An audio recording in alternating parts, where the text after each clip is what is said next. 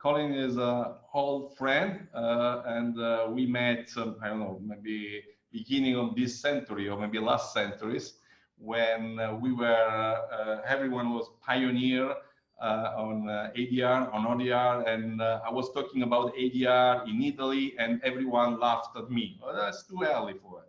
And while at the same time, Colin was talking about ODR, and maybe someone took him seriously. He was not laughing at him, and he took him serious. And he's a doer. He's not a talker about the ODR.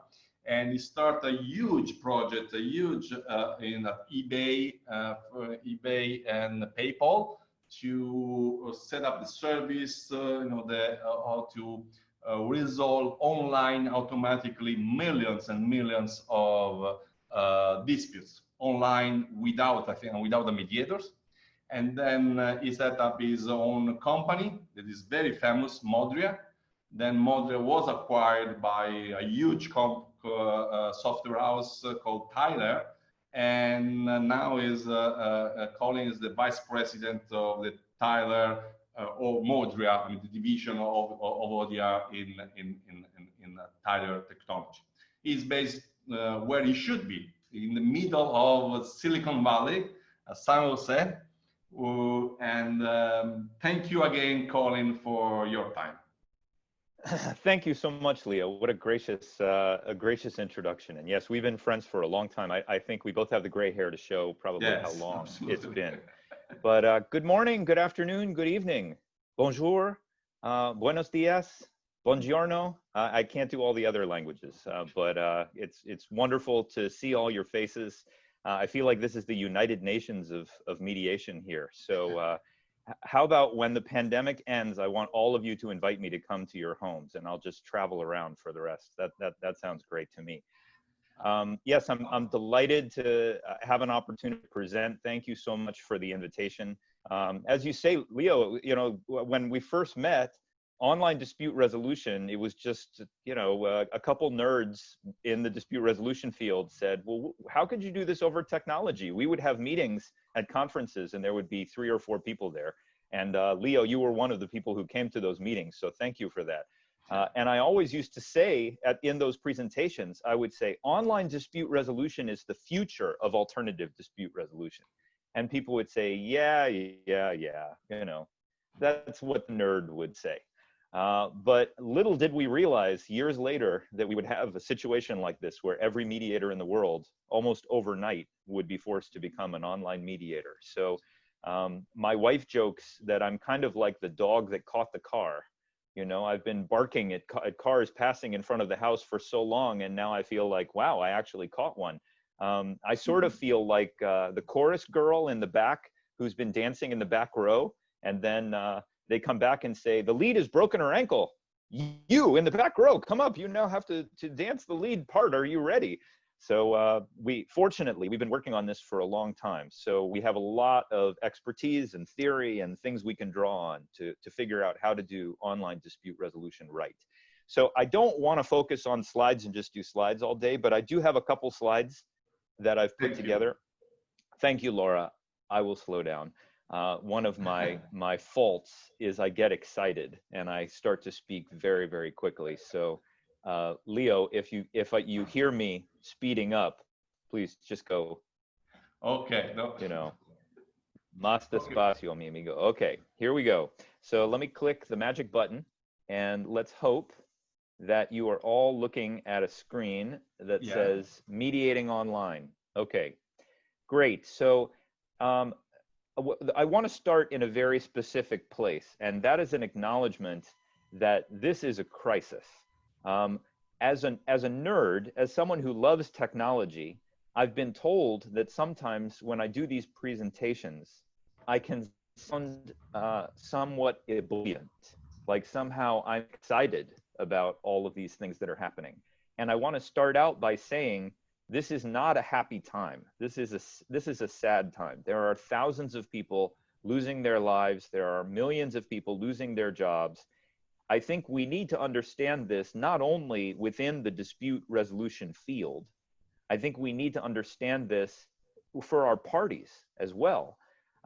They are, when I talk about all of the exciting opportunities with technology, people may feel like somehow I'm rooting for these changes, or somehow I'm a wartime profiteer. And I don't want to have that be the frame for this conversation. I think it's very important to understand this will be a very traumatic event for the world. And we need to understand the psychological ramifications of our parties. And we need to, as we say, meet our parties where they are. So that means understanding that the fear of financial risk, paranoia that they can get, that anyone can get sick. I think, Leonardo, I know Italy has been hit very hard by the pandemic. The United States, we've been hit very hard as well. I believe that we will get through this and we will be stronger on the other side. But it's very important to set this frame. And again, if you look at, I think this is from last night, the toll, the global toll. I lived for 2 years in Eritrea, in Africa, and I'm very worried about what's going to happen with this pandemic when it gets into the developing world, when it gets into communities that maybe don't have as much money, about more vulnerable populations like prisons. So this is what's happening in the United States right now with the justice system. Essentially, the justice system has been shut down. We have many courts in the US, the ones in red, who have just started to say, okay, no more cases. We're a moratorium on cases. We cannot process them. You just have to wait until we reopen. And the point that I want to make is we are going to have a tsunami of disputes after this. All of the people who lost their jobs, all of the people who haven't paid their rent, all of the people who are trying to get out of contracts. My wife works in the food industry. All the restaurants are shut down. All of the chefs are out of work because everyone is staying at home.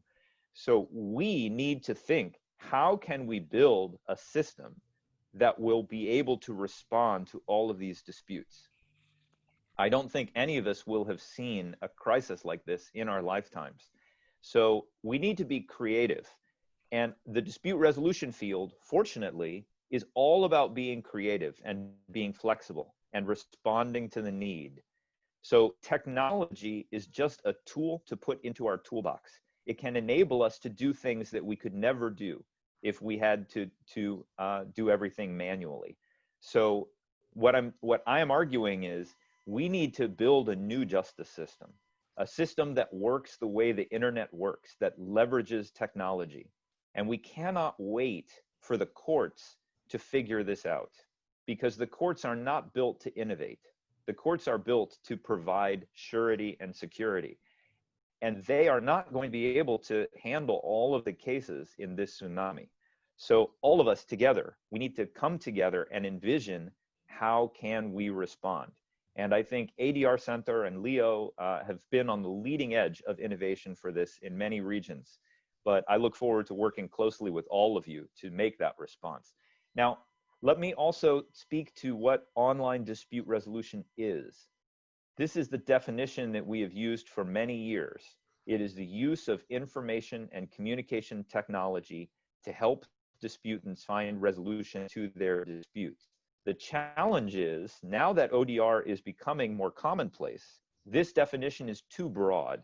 It doesn't really say what ODR is. It only says that it's the use of technology to do ADR. So now I feel there is a new consensus emerging around this definition, which in the United States was first drafted by the National Center for State Courts. But they define ODR as a public-facing digital space where parties can convene to resolve their dispute or case. Now, this is a little bit more specific than the other definition. But ODR encompasses many things. There's very futuristic, high-tech, artificial intelligence, blockchain, smart contracts. Those things are still around the corner. They're not here today, but they're coming. But then also we have Zoom, which works right now. This is amazing that we could all dial into this website and we can communicate and we can see each other's faces. So the question is not what ODR is today. The question is, what can ODR become? And we need to think not only, my grandfather always used to say to me, don't build your business where the highway is. build your business where the highway is going. And I think we in the dispute resolution field need to take that advice and use technology to expand the relevance of our services and meet parties where they are. Now, I wrote in 2014, I wrote an article long before the pandemic, and they were asking about the future of dispute resolution. And in that article, I wrote, I can easily envision a world a decade out where we reserve face-to-face interaction for only our most intimate friends and family members. The bulk of our professional and public lives will take place online. The idea of driving down to a doctor's office or a courthouse will seem as antiquated as getting your water from a well. And I thought that this would happen slowly over time, and people would make the choice to move their practices and their lives online. But now, obviously, the pandemic has forced all of us overnight. And what we are mainly relying on in this very sudden transition is video conference-based ODR. Now, Zoom is just one platform. There are many platforms. And I can also say, because I've seen some previews of new technology, video technology that is being created exclusively for lawyers and for mediators. And some of this technology is very, very impressive. So we will see which of these platforms gets traction. But right now, it is mainly Zoom. Zoom in the United States has become the new normal. I know in some parts of the world, it's more WhatsApp, but WhatsApp only allows for, I think, up to 8 parties. Other areas, they prefer tools like WebEx, or maybe they use GoToMeeting, or they use Google Meeting, or they use Microsoft Teams. I'm not saying that Zoom is the only option, or even that it's the best option. But I think the reason why video has appeared so quickly is because it feels very close to face-to-face. Yes, I cannot see all of your body language, but if I say something that's confusing, I can see Leonardo's face go, and then I say, maybe I need to explain that a little bit further. So 50% of communication is nonverbal. And when you only communicate textually, you lose a lot of that information.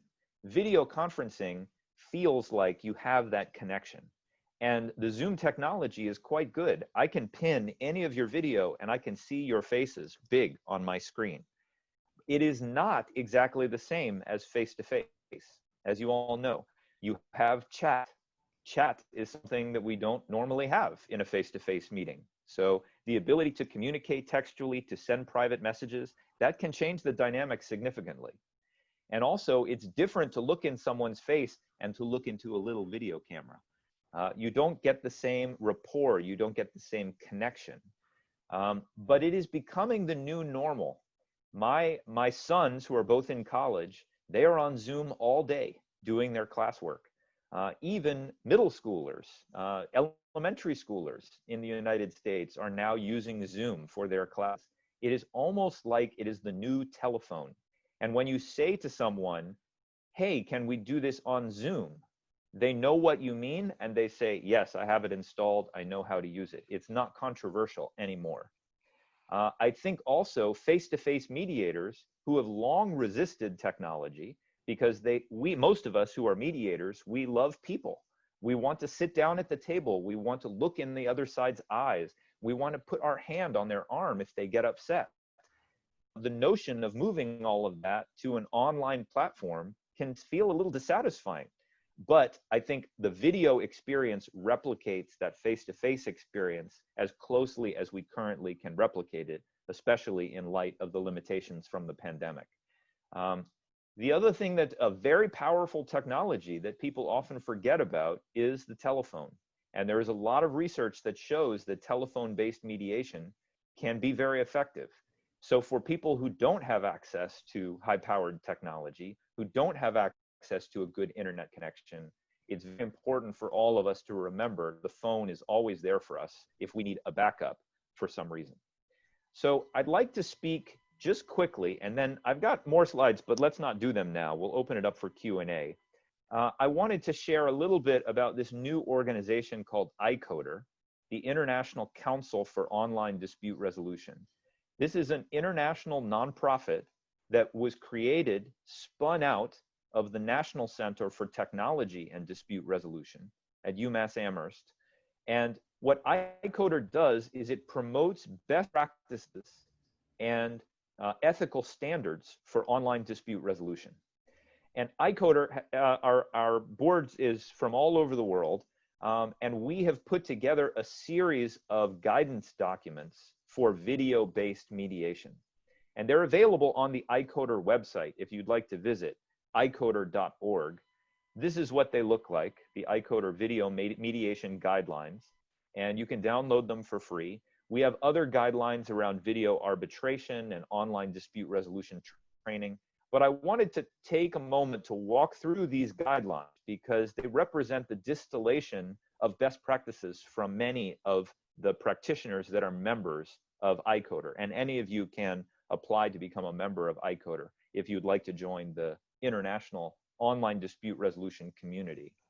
But the way we break down our guidelines is we have certain principles, but then we provide specific information about how to abide by those principles.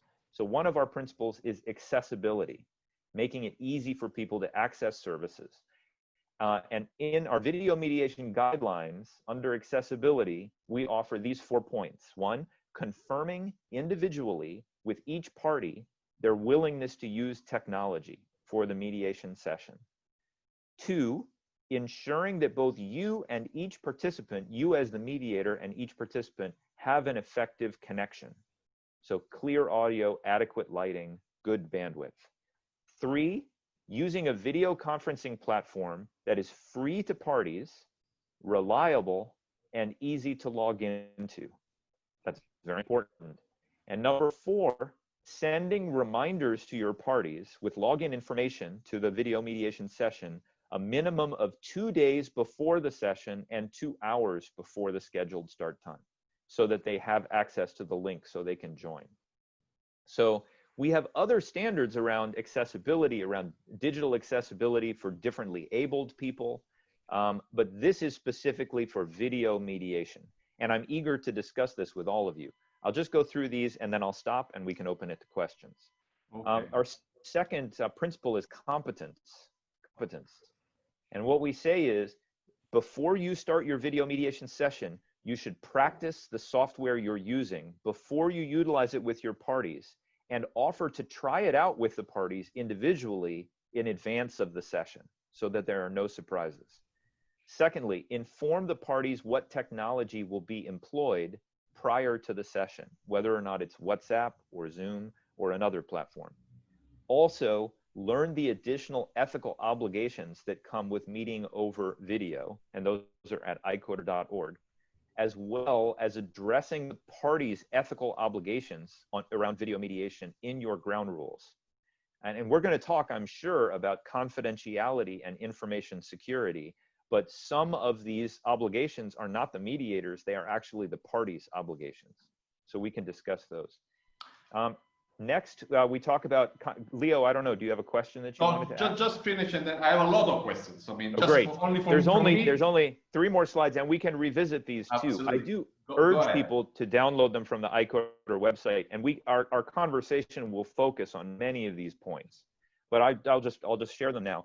Confidentiality, let your parties know you will not record video or audio in your online mediations. That's very important because it's easy in Zoom to click record, but you need to reassure them that that's not going to happen for their sessions. 2, get a written commitment from the parties or an e-signed commitment from the parties in advance that they will not record audio or video nor take screenshots of the session.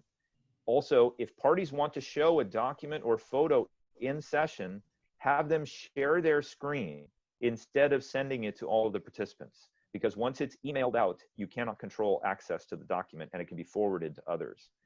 And then the other thing is, once all parties have joined, you should lock the room so others cannot join, or use a waiting room functionality to ensure that you have approval over everyone who can participate. All right, only 2 more, and then we can open the conversation. So in terms of fairness and impartiality and neutrality, you need to begin the session, the video session, with everyone's video and microphone on, as if they were in the room. You don't want to have a situation where you're communicating with the other party and the third party, the third person in the room, cannot unmute their microphone, because it creates an imbalance. If one party disconnects from the mediation, you need to suspend the session until they rejoin. So you're not communicating with the other party while the person that was disconnected is absent. Also, if a party's audio cuts out or becomes distorted, you need to notify them once the audio resumes and ask them to repeat what was said during the outage. Also, you should always have a backup option for sound, just in case.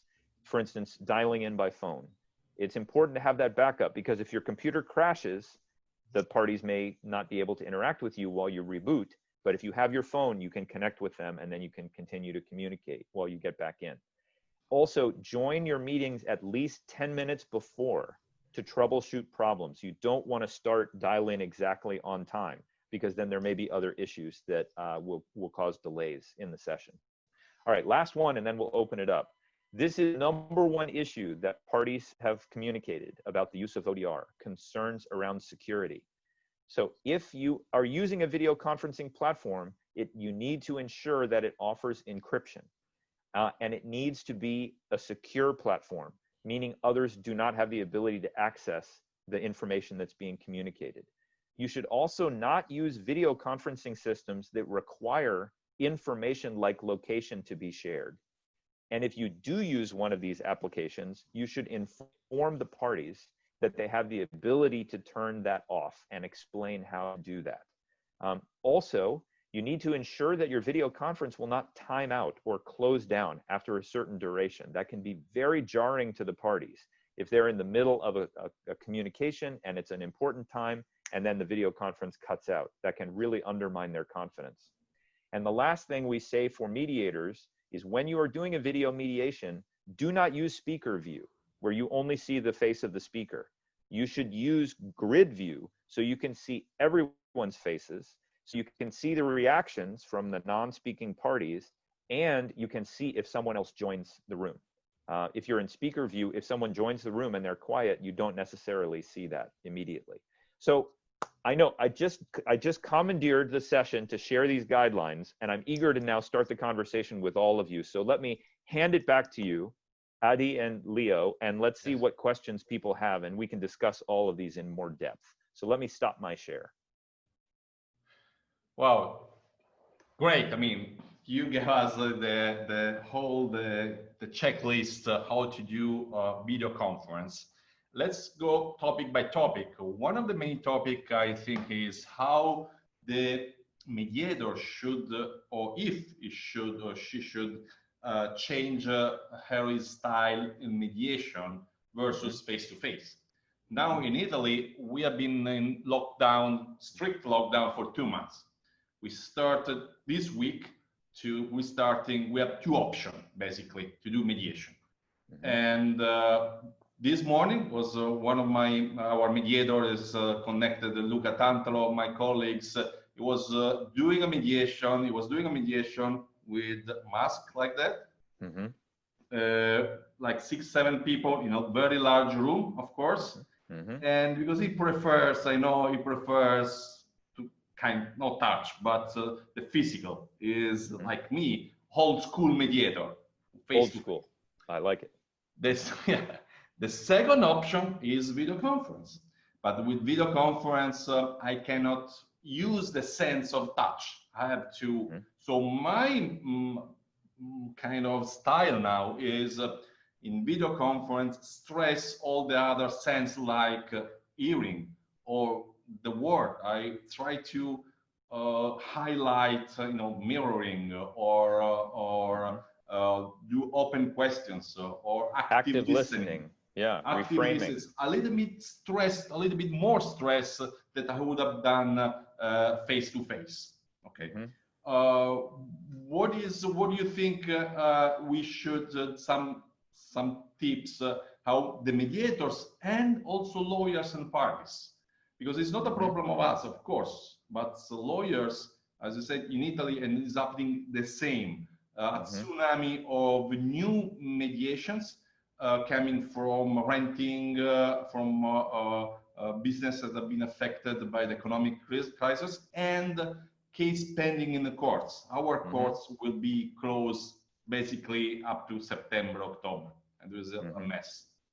So I want to, yes, okay, so I'm reading, and Adia, help me to read any questions and give it something, the chance to Colin to reply how we should change our mediation style. Yeah, well, you referred. Please, Adi. Yeah. Sorry, just wanted to say that Leo refers to a trend of the question, some of the trends of the questions we see, which relates to building trust and reading body language.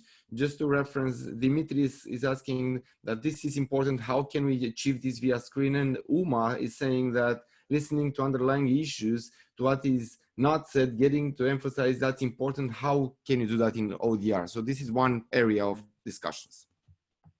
Absolutely. It is inevitable that video-based mediation will change the style of the mediator. And some of those limitations are technological. One of the things that doesn't work with video conference is crosstalk. You know, if a lot of people are talking at the same time, it's gobbledygook. You cannot hear what other people say. If we all were to start talking right now, it would sound like just static. You can't hear the other side. And many of the mediations I've done in person, there's a lot of crosstalk. There's a lot of, when you do active listening, you provide affirmative language, you say things, I understand. Let me stop you there. Let me ask you this question. Oftentimes, parties will engage in joint problem solving, and there's a lot of give and take. But there's an artificiality to online because it's actually, it's almost like the entire process occurs uninterrupted. So we often will begin our mediation process with uninterrupted storytelling, where one side talks and the other side has to listen. And then we say, okay, thank you. And now we go to the other side. It's almost like with video-based mediation, the entire process needs to be uninterrupted because the technology makes crosstalk so not very difficult to achieve. And that can also lead to a certain artificiality. It makes people feel like technology. The other thing is we have this camera staring in our face. They call it the unblinking eye. And we have to sort of sit here erect because even when, and this, it's very difficult for me sometimes to mediate when I see my own face. That never happens in the face-to-face process. Now, this is a good tip that I will give you. Zoom has the ability to hide your video. Other parties can still see it, but if you click on the 3 dots on your image, you can say hide self-view. And that means you don't have to look at your video. But what it does, it means that all of us are in like a mini TV studio. And we feel a little bit like we're presenting, you know, we need to, and even when we're not talking, we still have the camera looking at us in our face. You know, I cannot very casually just, you know, sit like this. People will think I'm not paying attention. And I can't lean forward like this because that's very creepy. It's like I'm right there. And so I have to sit upright, erect here, and that can be very tiring. What we have found also, parties cannot be on a video conference for longer than 2 hours. It just turns your brain into mush. I read a lot of articles on Zoom fatigue. Zoom fatigue, it is. And if you have, so what I see what's happening with mediations is instead of doing one long day of 8 hours, these mediations are being broken up into many smaller, shorter meetings. So the mediator will say, let's meet for an hour this afternoon to talk about this issue. And then tomorrow morning, we'll meet for another hour and we can talk about the next issue. And what we're seeing is actually the parties like that. They move forward when things are segmented because you don't have to take all of the time to drive across town. And you're saying that instead of usually, you know, a face-to-face mediation that takes 5 hours, 6 hours, you should break down. I mean, if break it up. Yeah.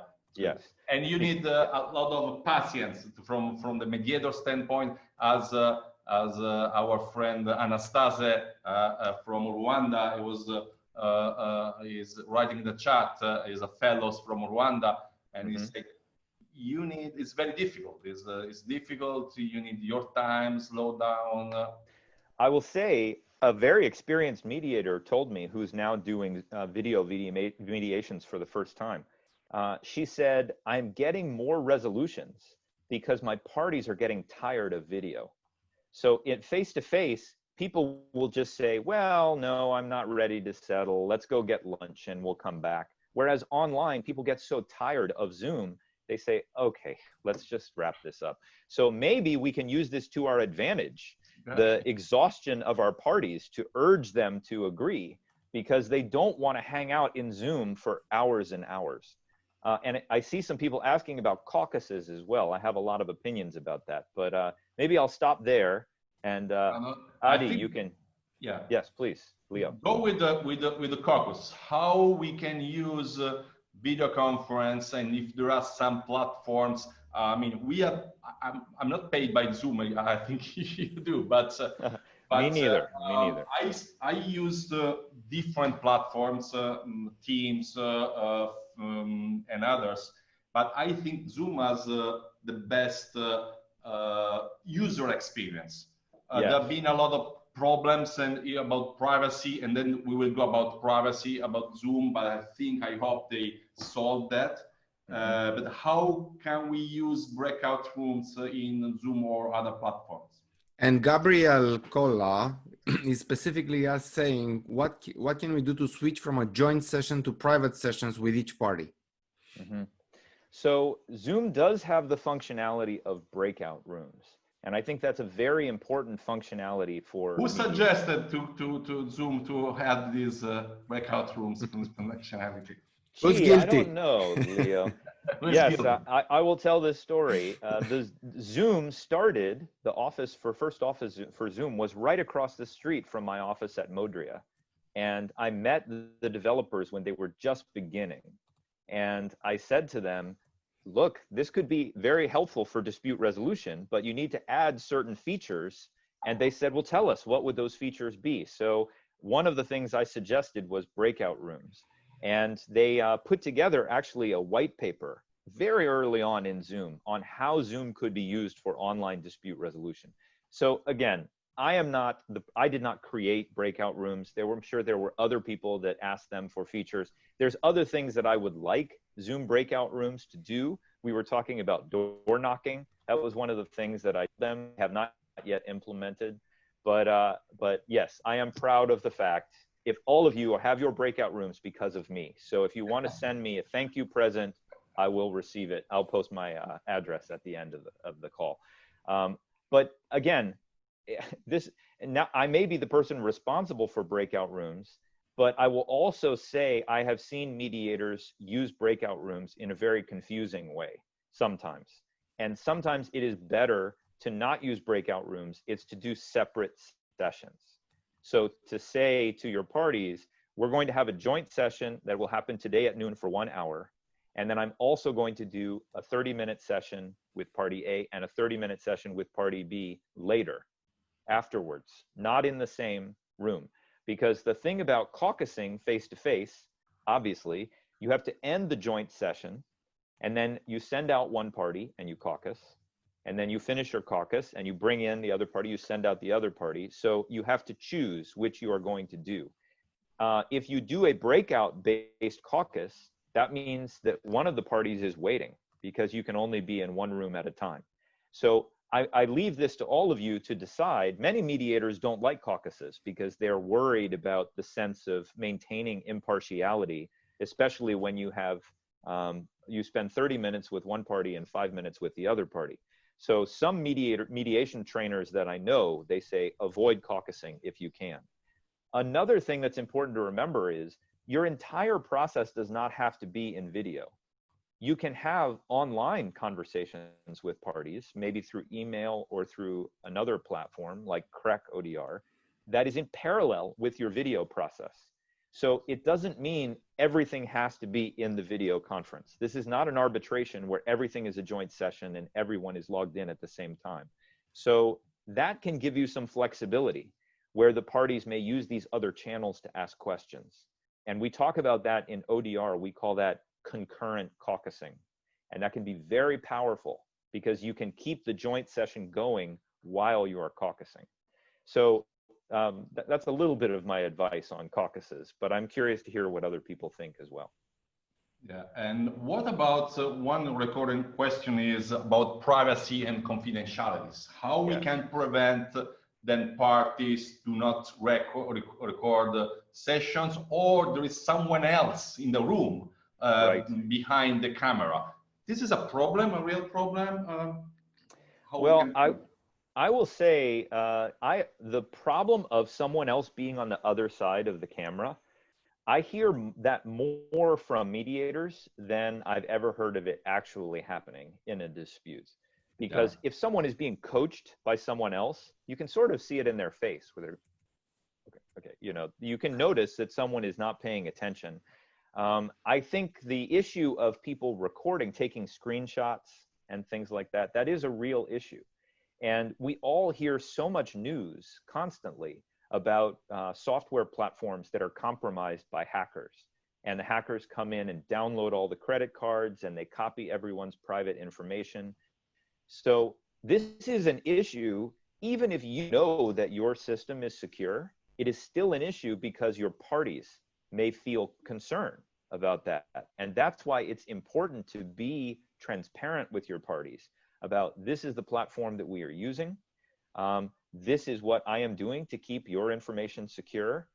The other thing, our iCoder ethical standards say, if you believe that your email or your online dispute resolution platform has been compromised, you have an ethical obligation to inform your parties that that has occurred, even if that is going to be a very difficult conversation and they will be mad at you. You still need to let them know, because they need to protect themselves potentially from the ramifications of that. So our parties are worried that when they type something or say something, that it will be recorded and then it will appear on Google in several years. That is why we need to use technology that we know is secure. Now, Zoom, there's been a lot of press around how Zoom is not secure. I have spent a lot of time looking at Zoom. I know their Chief Information Security Officer. I have attended calls where they've done updating their security. I believe that the Zoom platform is very secure so long as you follow the best practices that we have shared. Zoom has the ability to do a waiting room. Zoom has the ability to lock rooms, and that can prevent many of these issues from occurring where unauthorized third parties can join. Zoom has also released a new client, Zoom 5.0, and by May 30th, everyone is going to be required to upgrade to this client. And it has GCM encryption integrated into the client, which is a higher level of encryption than what they used before, which was what was called TLS encryption. So obviously, WhatsApp and FaceTime, those provide end-to-end encryption, which is better than Zoom's level of encryption. But for most mediations, maybe if we are in the CIA or the intelligence services, we have to worry about these issues. But for most mediations, I believe the security of Zoom is, it meets all of the ethical obligations we have as practitioners, so long as you follow the best practices. Thanks. Yeah. Thanks, Colin. Security, confidentiality, and privacy are obviously paramount for use of ODR and whatever platform used. Also, another area of questions, a number of questions refer to the signing. How do we sign? How do we sign document? Just to give you a couple of examples, and then I'll let you comment, and maybe then we have a question asked by one of the participants. Rosa is saying, how do you resolve the issue of signing the agreement in a virtual mediation? Horace is saying, in Jamaica, the law requires physical signing. How do we overcome issues like that? Seema says, how do we sign the agreement? And also another question referred to legislation. How do we bring legislators on board? Mm-hmm. Well, that's a tough question. How do you bring legislators on board? Fortunately, most legislators, I think, looking at the pandemic, they understand the necessity. Oh, it seems like Roman has someone asking a question. Let me know if I can help out there, Roman. The question of e-signing, like there are many platforms that make this very easy, like DocuSign and Adobe Sign. All you have to do is create a PDF version of your document and highlight in the document where a signature is required, And with a single click, you can send that to the parties, and they can go through, read the agreement, and then e-sign the document, and it will be returned to you. A signed copy of the PDF will be returned to you. Now, I know that not every jurisdiction in the world accepts these digital signatures. So in Jamaica, where they require a wet ink signature on the contract, that is a huge obstacle.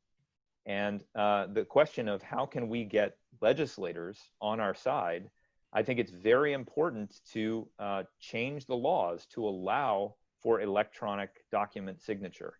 I remember, Leo, when I came to Rome, probably in 2003, maybe that was one of the times when we met, I learned that the Italian civil justice system, to resolve a case, on average, it took like 10 years to get the case through the system. Now, this has probably changed in recent years. Wow. And they explained that it was because they had to move paper documents from one office to another office 92 times before the case could be closed.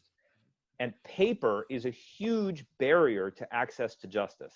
So it is very important that we upgrade our systems to allow for electronic documents, electronic signatures. Many of us know if we reach an agreement in a mediation, and then we have to send out a paper copy of the settlement agreement to be signed and returned, sometimes people will change their minds while they're waiting for the mail to arrive.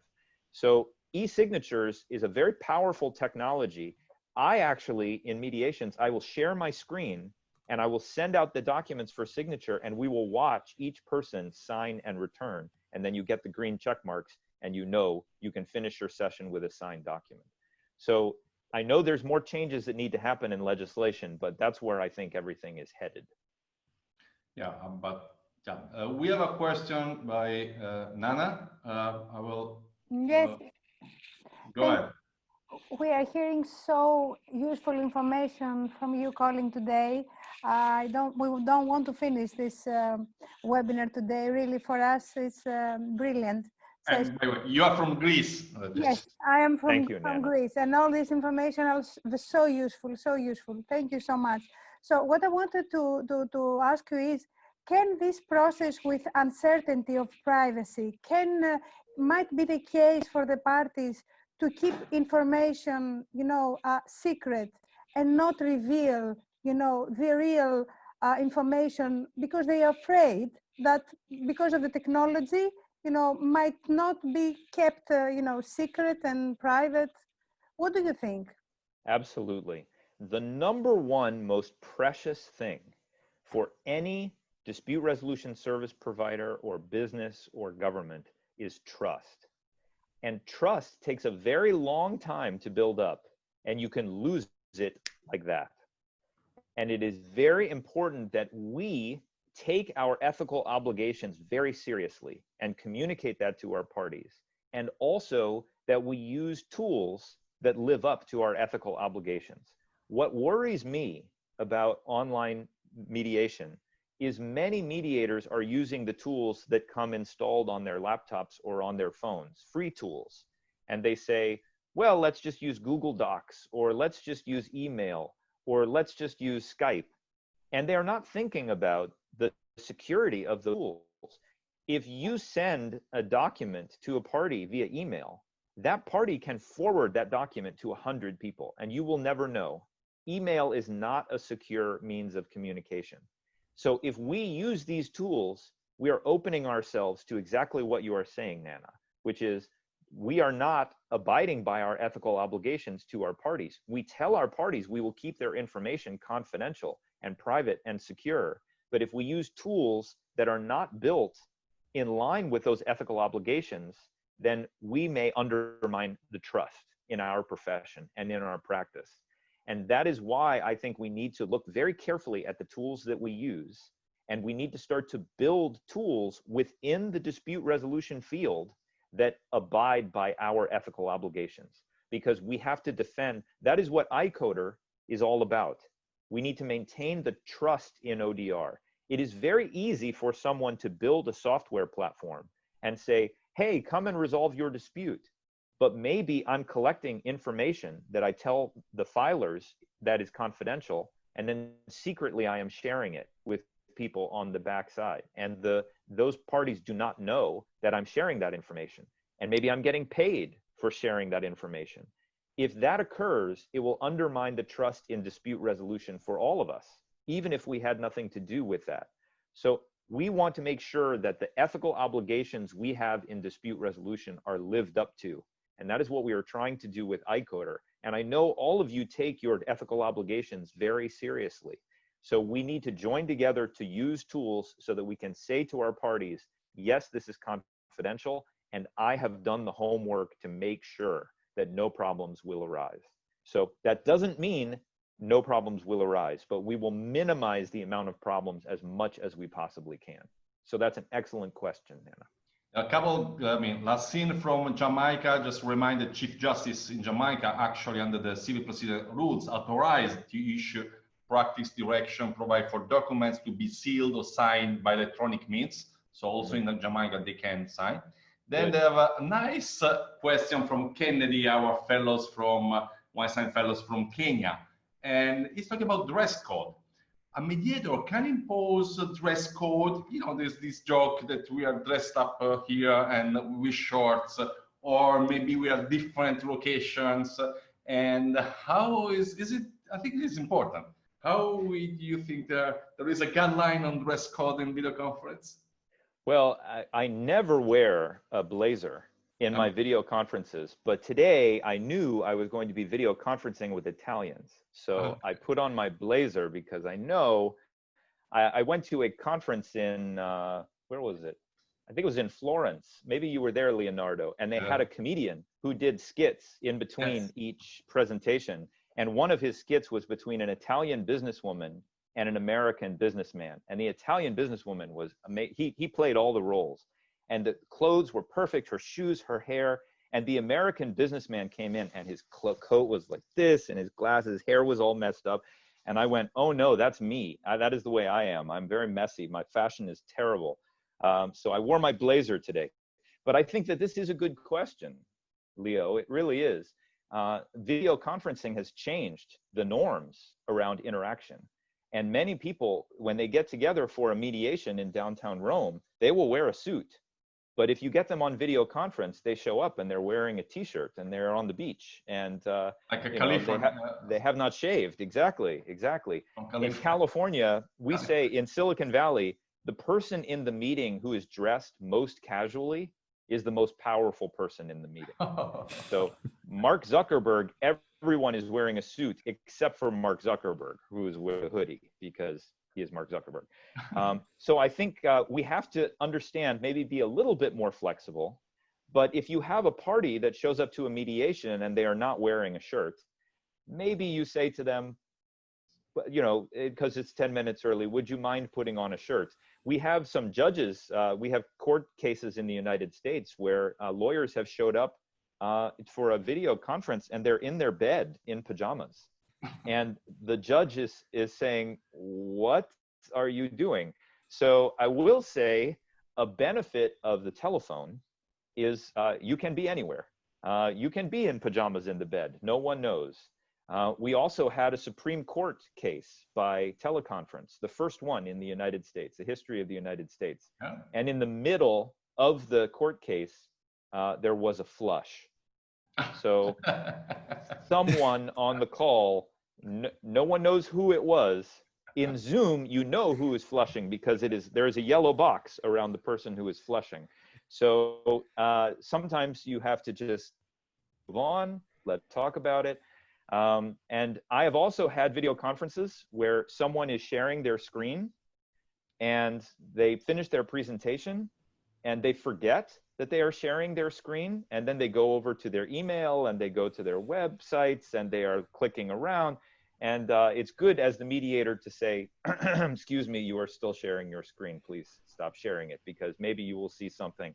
I've also seen people present online and a message pops up from their wife or husband, and it says something that they do not want to share in the mediation. So these are new challenges that we have to navigate through in the world of video conference. We have to be a little bit more flexible with our parties, but I think it's good as a mediator to require your parties, please, you know, be ready, have your hair combed, wear clothes. I think that's appropriate for mediators. Our friend Jay Welsh in chat reminds us always wear pants. Always. You never know. No, pants are optional. Well, you do not know what is going. The clothing retailer in the United States, Target, they have reported their sales of shirts and blouses are up 30%, and their sales of pants are down 40%. Colin, one question from Rosa Abdelnour. Serving food and beverages has advantages. We all know all these things. What about when we're mediating online? Is it a good idea for the parties to have some food or coffee, for example, next to them in the session? Is that okay? So first of all, I am someone, I do not like to listen to people eating. It is like fingernails on a chalkboard for me. So in my sessions, please do not eat into your microphone. So what I do advocate is breaks in video meetings. If you have a 2-hour video meeting, you need to take a break after an hour and say, let's turn off our microphone, turn off our camera. Let's take 5 minutes. Even if you just stand up and walk around the room, that is a time when someone can go to the bathroom, they can get something to eat, they can get something to drink. I don't think it's necessarily a good idea. As I just said, we had the social hour at the ABA conference. Mediating with a glass of wine, that can be dangerous because it depends on how many glasses of wine someone has had. So I do think except in Italy, this is only out in Italy you can do it. Outside Italy, you cannot. Italy has special status. Only Italy can do that, maybe, and Jamaica a red stripe. But those are the only places there it is allowed. I think I did a mediation once, and we hosted. It was a large multi-party mediation, and we hosted it at the Culinary Institute of America, which is where they instruct young chefs. And every hour or 2 hours, they would come out with platters of new things, delicious food. And we could not get a resolution. Everyone said, I think we need to meet again. We need to meet next month. And we would meet, and then there was no resolution, and we need to meet next month. And we realized the food is too good. People don't want to end the process. So we canceled going to the Culinary Institute of America, and we went to a bad hotel, a Holiday Inn nearby. And for lunch, we had bad rubber chicken, and we got a resolution that day. So you do not want your parties to be too comfortable, but it's good for them to be, I think, one of the things that I say is, if you're divorcing someone and you're trying to figure out your vacation schedule, sometimes it's better for them to be sitting in their bed with their laptop with a glass of Merlot on the bedside table, and they can take their time, and they can have their mom on the speakerphone. Do we want Christmas or Easter? It can help your parties be at their best to give them a little bit of distance. And technology can give them convenience. It can give them time. That can be a gift. So you don't have to do the same thing of get everyone in the room and we are not leaving until we have an agreement. Colin, video mediation is more flexible. Something really important is capacity building, and some of the questions focused on that. Is it important for the parties to be tech savvy? Using technology actually requires some sort of knowledge and skills. How do we overcome such challenges like that? I think one of the reasons why Zoom has achieved so much traction is because it is relatively simple. And I think people understand how it works, it's reliable, and it's not overly confusing. When I use a platform like WebEx, and I'm a nerd, I love technology. There are so many options, it's overwhelming, and it can make the mediator feel anxious. To do a video mediation, you do not have to be a techie. You do not have to be a nerd. You do not have to be someone who knows everything about computers. We need to establish a baseline level of competence and understanding for using a particular tool. And then, but I don't think that you should just dive in if you've never practiced doing a video mediation. I don't think it's a good idea your first practice should be with a party. I think you need to have a simulation and try out the tool before you create breakout rooms. Try that on another call with some friends. Go create some breakout rooms, see how it works, because you don't want to be experimenting in front of your parties. But I do think that basic technologies like Zoom they're simple enough that people who are not super technical, they can use them and they can be successful with them. So that's what I'm trying to do, is train everyone on how to use these tools so they have enough competence that they feel confident doing it in a live mediation. Thanks, very useful. Something related to future. Rafael Lobo is saying, thanks for the presentation. What is your vision once the tribunals and lawyers will start to get back and will go to the same ways of dealing with conflicts? Can you give some advice or ideas on how to make the new reset for a new normality? Yeah. Can I just have this what I want to also ask you. I think when everything of this pandemic will be over and will be finally, we can go out without any fear to hug and kiss people and so on. Do you think that we will be back to the usual e-meeting, person by person meetings, conference, or it will remain something on this technology, the use, the force of the technology video conference?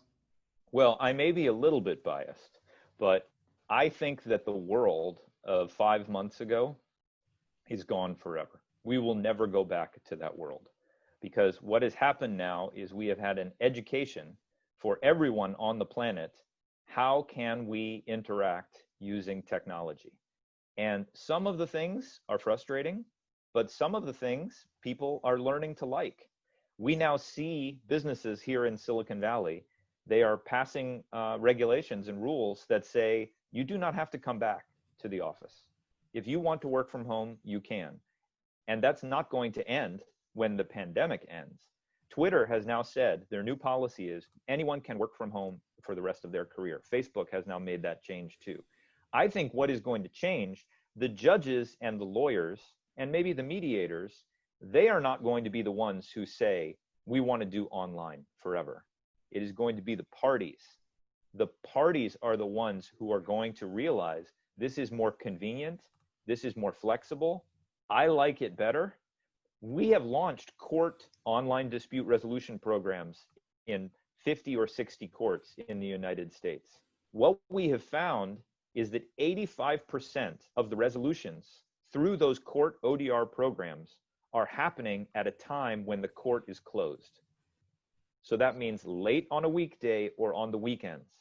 And that is because parties do not want to resolve their disputes between 9 and 5 Monday through Friday. They're busy, they're working, they have lives. So the parties are going to insist on the convenience that they have learned that they now can get through technology. So some things will go back. The courts will reopen. There will be paper filings. There will be in-person hearings. But I think that this change, this pandemic it is the nose of the camel into the tent. And slowly but surely, these technologies will become more and more common. And our grandchildren will think it is crazy that we had to drive downtown and park our car and go stand in line and fill a piece of paper. That will sound to them like the 1800s, because everything that they do is going to be online. They will save face-to-face interaction only for their friends and their family members, and everything else. This technology we are using today will seem so primitive and inefficient to our grandchildren, because they will have fast, high quality, perfect audio, sharp video conferencing that will appear with one click. So it's not where we are today, it's where we're going. And I believe video mediation is the gateway drug to all of ODR. This is step one, but we have many more steps to go. So this is not science fiction, Colin. It is not. Technology these days is resolving most of the disputes in the world, and it is only going to grow. What people are not ready for is the idea that artificial intelligence will be able to serve as a mediator or as an arbitrator, and that we will build a new justice system that uses technology to play that role. People are not ready for that yet, but I'm telling you, it is coming. And just like in the future, we will have computers driving all of our cars. In the future, we will have computers running our justice system. And it will seem that the human era of justice, with courtrooms and robes and wigs and gavels, that will seem like ancient history. Great, Colin. I mean, I don't know, we could stay hours and hours to talk with you and think about the future and your vision, our vision. I believe, like, I mean, I really believe, like you, that this pandemic, you know, despite all the problems and the death that caused, at least is going to leave us with a step forward to the technology, to the use of technology, or smart working, as we say, and so on. So great. I mean, I was reading a lot of the chat, and you got a lot of invitations from Jamaica, from Brazil, from everywhere. And by the way, if someone of our participants wants to know more about ODR, about your work, how you can be reached, and what do you do? And the slides, your slides. Sure, I will share the slides with Leo, and he can circulate. I would urge you to visit odr.info, which is the National Center for Technology and Dispute Resolution. I would also urge you to visit ICODR, ICODR.org, the International Council for Online Dispute Resolution. We have a global online dispute resolution field. Leo knows well. He's come to many of our conferences. All of you are welcome. There's many things happening in the field. It is going very quickly. So if this is something that interests you and you would like to get more involved, please come to one of those websites and introduce yourself, and we will put you to work. Yeah. But thank you so much for the invitation, Leo. Adi, thank you for the great facilitation. I wish I could hang out with all of you and we could all go have dinner together now, but it will have to be virtual. Okay, again, thank you very, very much. And let me do one thing. That, the ritual at the end of each masterclass, we unmute all participants and we ask everyone to say goodbye in their own language. Let's have a round of applause and ciao. Colin.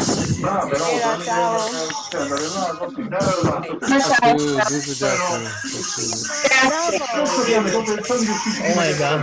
Gracias. Scusate per domenica, metti avanti le mani. Bye. Bye. See you next time. Con la che programmi